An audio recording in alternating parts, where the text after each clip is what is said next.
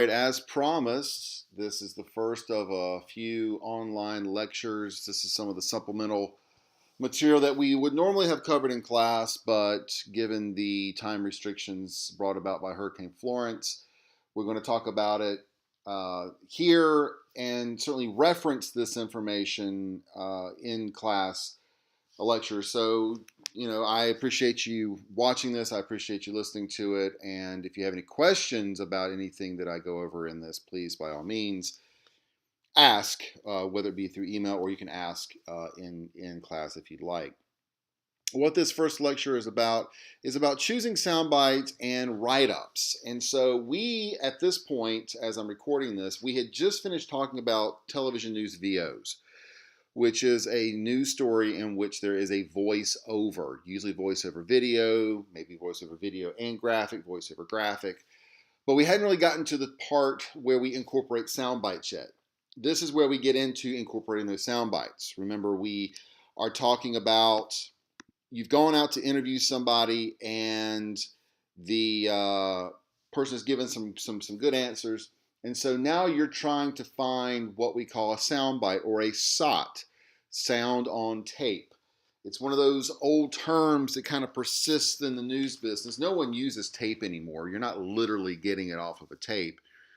You're getting it off of an SD card or a P2 card or some digital format like that. But the idea is still the same. You want to put a soundbite of this person giving a really good answer, a really good response to a question that you had asked, and incorporating that into your story to make your story more authentic. It adds legitimacy to your story to have these sound bites. So this is the quote unquote expert in his or her own words. Most SOTs, whether it's for a VOSOT or a news package, which we will talk about in class, most SOTs don't last a really long time. There's always exceptions to these rules because it depends on the story, it depends on the prominence of the person, it depends on just a lot of things of what that story is about. But most of the time, your run-of-the-mill normal weekday news package or VOSOT, your SOTs are going to be right around maybe 10 to 20 seconds, maybe a little shorter, not much, to be honest with you, maybe a little longer. But news packages with 30-second SOTs are not helpful because, say you're writing a package, it has to be a minute and a half long. If you have two sources in your story and each person speaks for 30 seconds, that only leaves you with 30 seconds to tell that story. So you want to make sure that you're only using the best parts of a response in your SOT. So editing your soundbite is very important. Only use the parts that have value. Trim out the stuff that you don't need. Any kind of false start or parenthetical pause, ahs, stuttering bits, anything like that, if you can cut that out without ruining the integrity of the soundbite itself, then you're going to have a much better soundbite. It's going to take much less time and it's going to be more effective inside the context of your story. So I offer this example right here of this answer.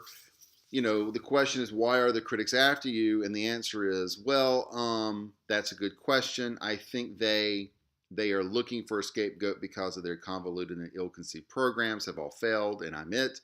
Simple as a nose on your face. I called their bluff. It's just like they didn't know what I was doing.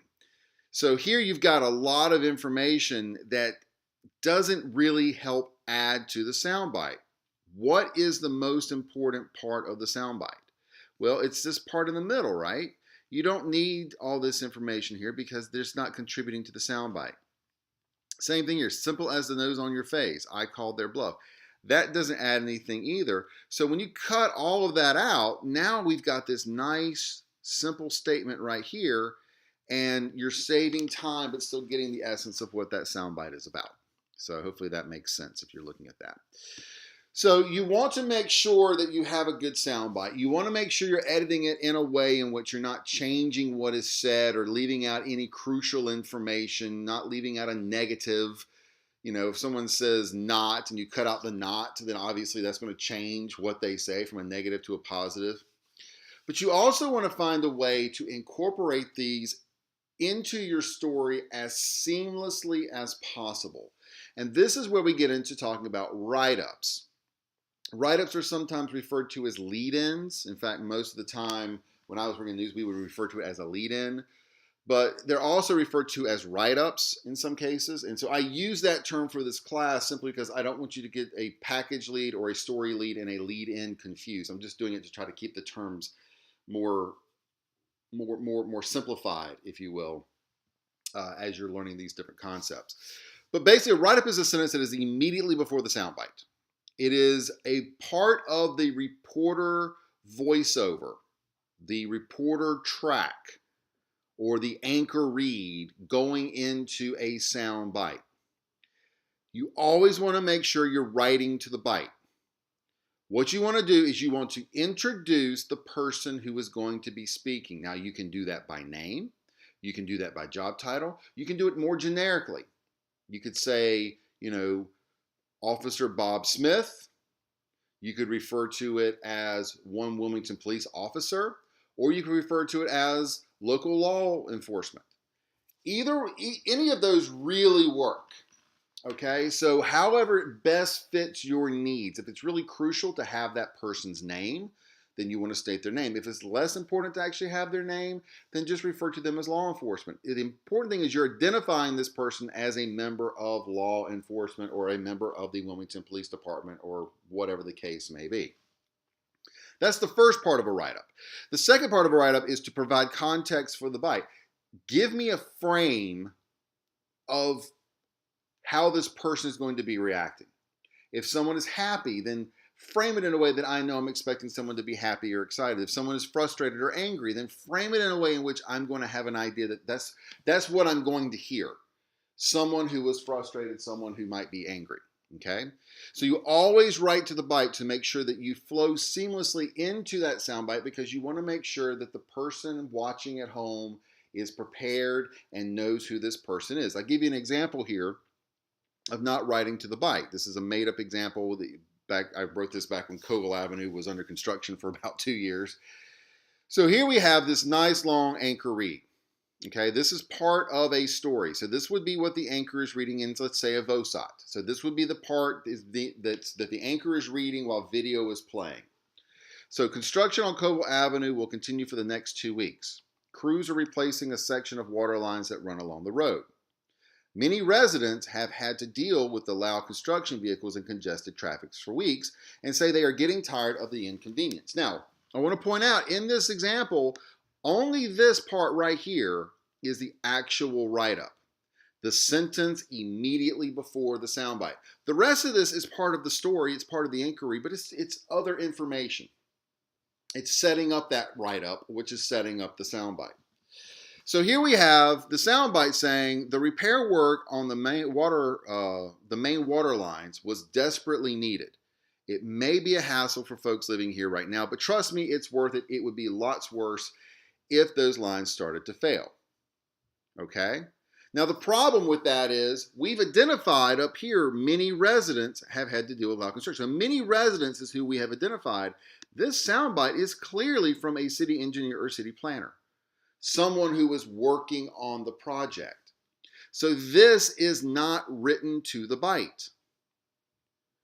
So you would want to do one of two things. You would want to change the soundbite to be from a resident, or you would restructure this so that you are framing that I'm going to hear from a city official. So what I would do is add one more sentence saying, but city officials say the change was needed.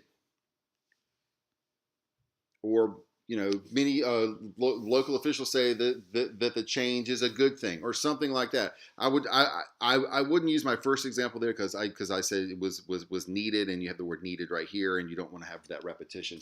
But you get the idea. You want to add one more sentence after this section so that I'm now writing to the bite. And I'll be honest, one of the most common mistakes I see from writers, and not just young writers, not just people just getting into the business. I've seen this from experienced reporters and experienced news producers. They don't write to the bite. And oftentimes that is a result of writing in a hurry, okay? So there's some basic rules for writing the bites. And the first one is to keep the person's identity close to the bite. You want to clearly identify that person in that sentence immediately before the soundbite. Now, like I said, it doesn't have to be their full name. It can be their job description. It can be something more generic, but you have to identify that person at least enough so the audience knows who I'm about to hear from. Okay? So this is an example. The write-up, zookeeper Liana Wong says, that is not the way that koalas eat. Soundbite, we have spent lots of money to shove in tons of eucalyptus. So that's pretty basic, pretty self-explanatory. Number 2, use short, complete sentences. Really important to use complete sentences. I oftentimes see things like this, where you have the write-up kind of starting the phrase, and then you have the soundbite kind of finishing that thought, finishing that phrase. And that can sometimes lead to kind of choppy writing, and it doesn't effectively work because you never want to use partial phrasing or incomplete sentences whenever you're writing anything in news. So you want to write it as, but Wong says everything must be imported, roll soundbite, rather than when asked about where the food comes from, Wong says, and then the soundbite starts. Okay, you want to use complete thoughts, complete sentences. Moving on, avoiding repetition. This is another one that's very, very common. I see this a lot. This is when you are basically using the same words in the write-up that you're using that are actually in the SOT. Okay, so here we have the koalas won't be cheap to keep. Wong says everything must be brought in. SOT, we have to bring everything in. And even though we're not repeating word for word everything that's being said here, this part right here, everything must be brought in, and we have to bring everything in, right? So in this part right here, they are very, very similar. You're basically saying the exact same thing twice, that everything has to be brought in. So what you would do is either you would change the write-up here to say something else, or you would cut out this first sentence. And for this example, I would cut out this first sentence right here. And say, we import tons of eucalyptus, and however that soundbite then continues. This is just a sample. So the first part of what that soundbite would be. But I see a lot of times situations where the write-up says many residents say they're angry about the new development. Roll sound, we're angry about the new development. And you get exact word for word repetition, and that's lazy writing. Okay, so you want to avoid doing that because it's kind of distracting. It really is. The last rule for write-ups is to avoid throwaway statements, and this is something else that I see a ton of. This is basically you telling me that you're going to tell me something. So one witness had this to say. She described the situation this way. This is what one person said. It's real easy to do that. And I've even done this in my career, the few times that I've actually written scripts, to where you want to make it clear that someone who's a witness or someone who's an expert is about to tell you something, but basically you're wasting time. And keep in mind that you're in a business here where every second counts, every minute counts, and you don't have time for these throwaway statements. So here we have, and as zookeeper Liana Wong says, the koalas won't be cheap to keep. She described the situation this way. This, you don't need it. It's not telling you anything that you don't already know, because you're basically saying she's going to tell you how she feels. Cut it out and just let her tell you how she feels, okay? So throwaway statements, don't use them. They are a complete waste of time. So also, one quick note here on ethics. Anytime you're editing a soundbite, anytime you are trying to fit sound into your story, or you're cutting out some of the garbage that you don't need, the ums and the uhs and the things like that, just make sure that you're editing in a way that you are not changing the context of what is being said. You're not changing the meaning of what someone says. You always, because the thing is, if you're using a soundbite, you're using part of that conversation kind of out of context. So it's really your job as a journalist to maintain the integrity of the context. so that you are not changing what people have to say. It's something that does happen occasionally, and this is where some of that mistrust in the media kind of comes from. So, as a responsible and ethical journalist, you have the responsibility of making sure that you never do that. And oftentimes, it's not intended. Oftentimes, if there is an issue where someone has edited something in a way that changes the content, it's accidental, but the people at home don't know that. So that's just a little bit of a word of caution there. So this wraps up the first online lecture.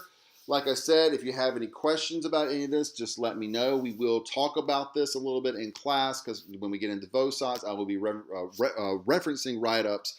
So hopefully you'll find this to have been not a waste of your time. So thanks for listening.